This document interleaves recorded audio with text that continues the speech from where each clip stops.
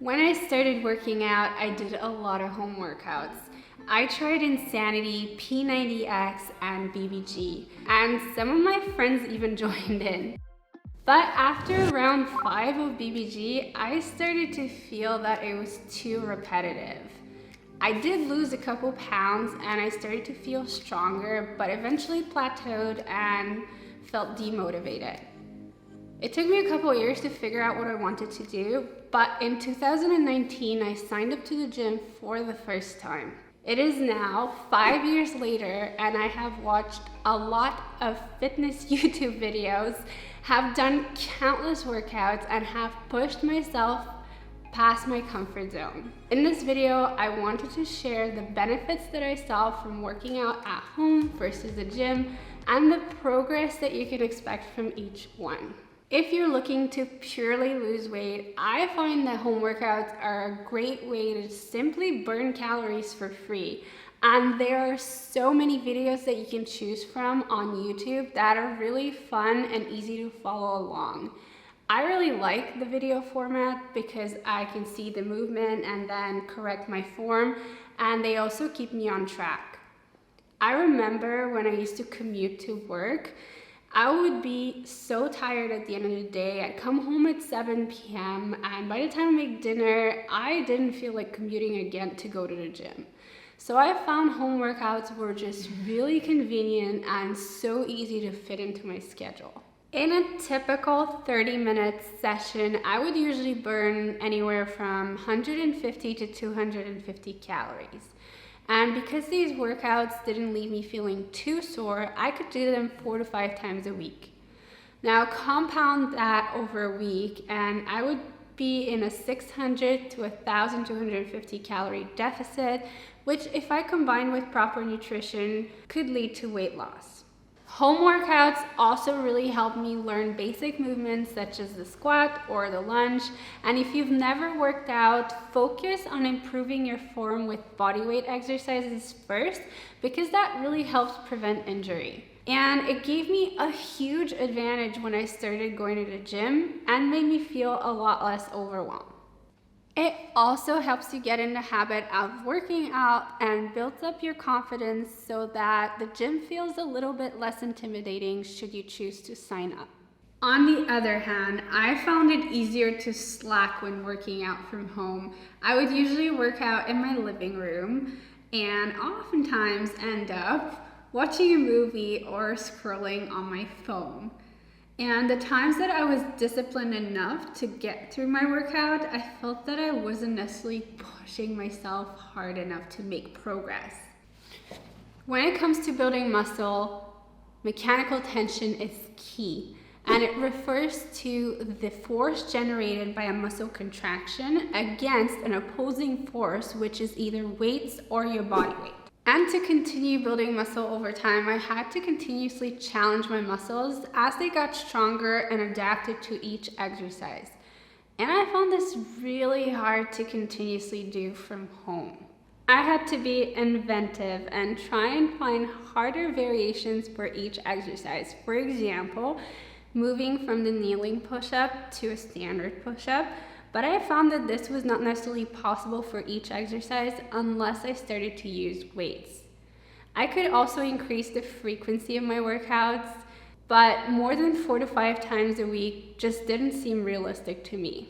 Another option was to add in more reps for each exercise, but eventually that made the workouts unbearably long. The best option that I found was to vary the movements and try new ones that my body was simply not used to. But despite all my efforts, I still felt like I was quite limited when it came to building muscle and applying the concept of progressive overload. I also found that some muscles were simply harder to target from home, such as my back muscles and my glutes. If you have been enjoying this video so far, I would invite you to boop the like button so that it can spread to more people. Thank you. But if you have reached this point in your training, then it might be beneficial to invest the money and sign up to a gym. The best thing about signing up to a gym is that it's going to help you take your training to the next level and you will experience newbie gains. And I promise this part is really fun. Since I have started lifting, I've definitely put at least 5 pounds of muscle and feel a lot more confident in my body. I can eat more calories and have built a booty. For me, the gym also brings a certain sense of community and can help you meet people. I remember when I was starting out, a girl asked me if I needed help with my hip thrust, and later on, I actually got to return the favor and help somebody else. But even if you don't talk to anybody and simply work out next to each other, I find that that can also give you a little bit of a boost of motivation. Oftentimes I find I lack motivation to go to the gym, but once I get there, I oftentimes surprise myself and have a better workout than I thought I would. Signing up to the gym and sticking with it has probably been the best decision I've ever made. It has taught me so much over the past 5 years. I have learned to be disciplined, I've learned to be resilient. I have also learned that it is the small habits compounded over time that make the biggest difference, and that I have the power to sculpt my body and achieve the goals that I set up for myself. It has given me confidence, taught me to be patient, and put my head down and work hard. However, it could be intimidating at first because you're gonna have to learn how to use the countless machines at the gym.